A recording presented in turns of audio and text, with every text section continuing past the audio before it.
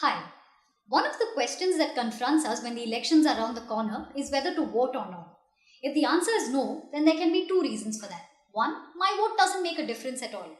Well, if this is your reason, please watch the video on why we should vote. I'm hoping you've already seen that and are at least partially convinced, especially if you've gotten so far and are watching this video. Now, your second reason could be that none of the candidates or parties are good enough. Well, now even that is taken care of. From this election onwards, we will have an option called NOTA, or none of the above. So on polling day, all you need to do is go to the booth and press this button. These NOTA votes will be counted separately. And while the candidate getting the highest number of votes will still win, the message will be clear that there were some people who are not happy with any of the candidates. Now, if you're going to vote, that is, select one of the candidates, there are three ways in which you can do it. Vote for a candidate, vote for a party, or vote for a combination of candidate and party. We will look at each of these and then help you decide which is best for you and help you rate your candidates on that choice. Technically, under Indian laws, we vote for a candidate, not a party. Think about it. If we had to vote for a party, then we would not have any candidates, just the names of parties. And then we could select a party and the party would decide who should represent which constituency. So in some ways, even when we decide to vote for a party, we're voting for a candidate. What reasons do we usually have for choosing a candidate? Let's start with the most obvious one. Though it may seem wrong to admit it, we should. People vote for a candidate when he or she is one of us. Now, this us could be a number of things. You could vote for a candidate because she is a woman in an all-male field. You could vote for a candidate because of his or her caste, if all the others belong to another caste. You could vote for a candidate because of his or her religion.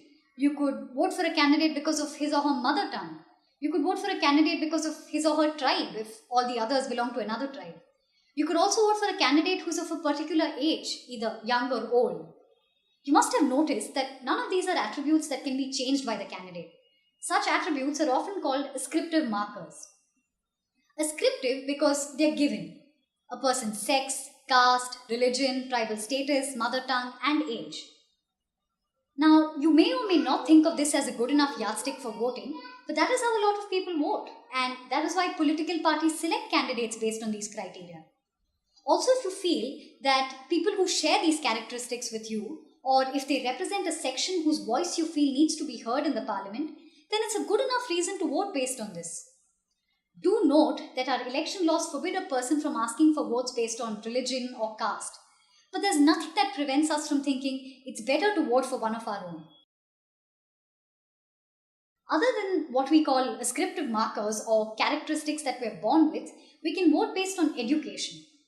Remember that the Constitution does not have any minimum qualifications for being an MP.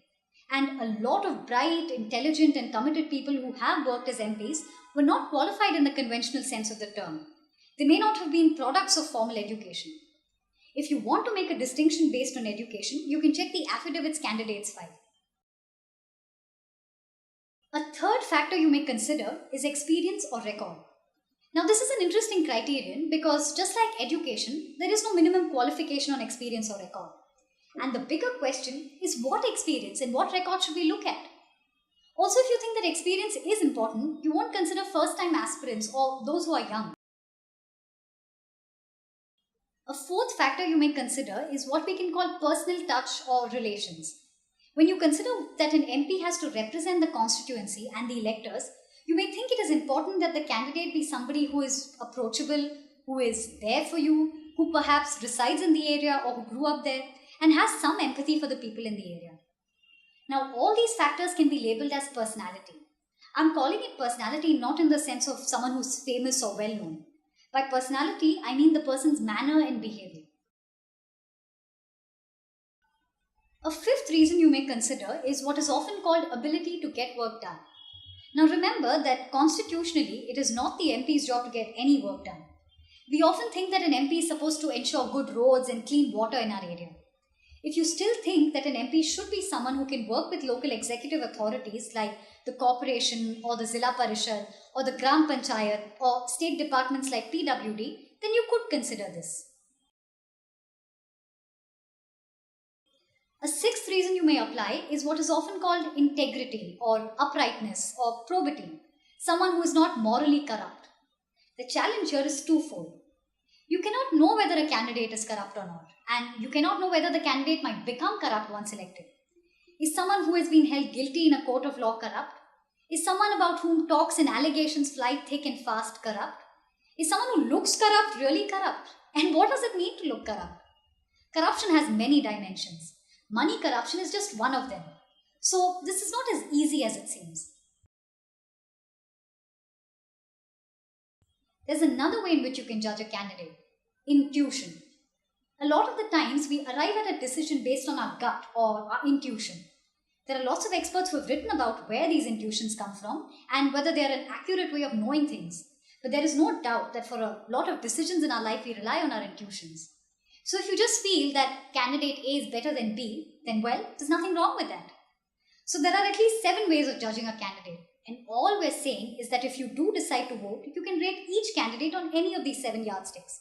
Here's a quick recap of the parameters. Person like me, education, experience or record, personal touch or relations, ability to get work done, integrity and intuition. We're trying to make it easier for you to decide whom to vote for. So here's a sample assessment sheet we've made that you can use to rate all the candidates in your constituency. For each individual, the importance of these various criteria may differ. Here's a way you can address that. Depending on what you think is important, assign maximum marks for each parameter. So for example, if integrity is the most important ground for you, you can mark it out of 10. If intuition is the least important, you can mark it out of 1 or 2. Others could come anywhere in between. Please note that more than one parameter can be allotted the same maximum marks, and these can be anything between 1 and 10. So, say you think integrity and intuition are equally important to you, you can assign 8 marks to both. Once you fill this out, you can compare the total scores for all the candidates from your constituency and see who scores the highest.